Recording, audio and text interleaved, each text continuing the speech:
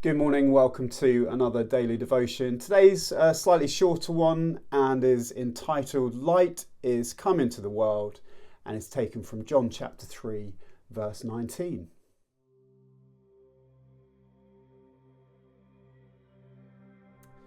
This is the condemnation, says John, that light is come into the world, and men love darkness rather than light because their deeds were evil.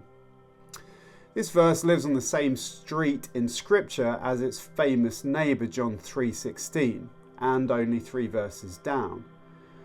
It is a great text in its own right, despite the fact we tend to overlook it. It takes us to the cradle, to the cross, and to the courtroom. First comes the cradle. Light is come into the world. That's John's description of the birth of Christ. Light was the first thing God called into existence when he created the world. Everything about light is mysterious. It can pass unsullied through a dirty window pane. Its speed is always constant, some 186,000 miles per second.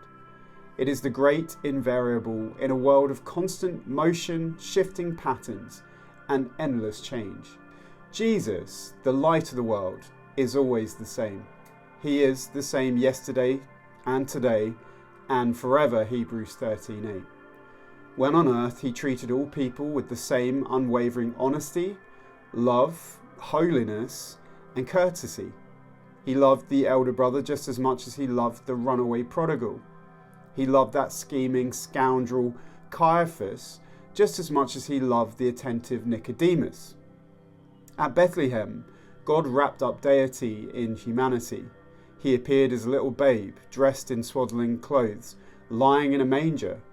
Or to follow John's approach, at Bethlehem, God lit a little candle, and light came into the world. Satan thought it would be a good thing to extinguish that light before it flooded all the world. He made sure he had his man in place, a monster by the name of Herod. But Herod's murderers arrived too late. The light had been removed to Egypt. Now that light is everywhere. It shows us where we are and what we are, how lost we are, and how dark a place this world is. Next comes the cross. Men love darkness rather than light, because their deeds were evil. The Lord's goodness exposed their badness. His honesty exposed their hypocrisy.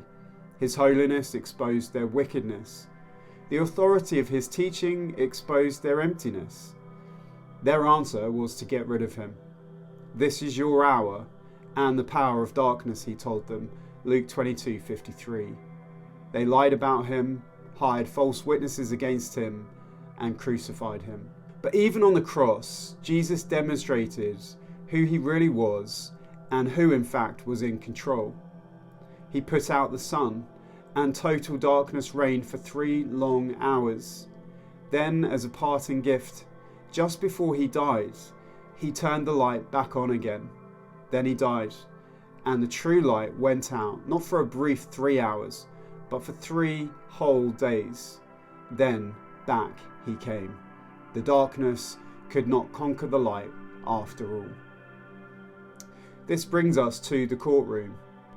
Now Jesus sits upon his Father's throne in heaven, in a light beyond the brightness of the noonday sun. One day, the Christ-rejecting millions will be summoned to stand in the full blaze of that light, to be exposed, and then to be expelled to the blackness of darkness forever. One last thought. We can shut the daylight out, but we cannot shut it in. Those who have come to the light and embrace the light will shine. They will walk in the light as he is in the light, 1 John 1:7. And they will find that the path of the just is as the shining light that shineth more and more unto the perfect day, Proverbs 4:18. His word is the lamp to our feet that lights the path, that helps us take wise and God-honouring steps as we navigate through our lives. Jesus, who is the light of the world, calls his church to be light in the darkness. And may the Lord help us to do that today as we seek to live our lives for Him. Thank you for joining me for another devotion. See you tomorrow.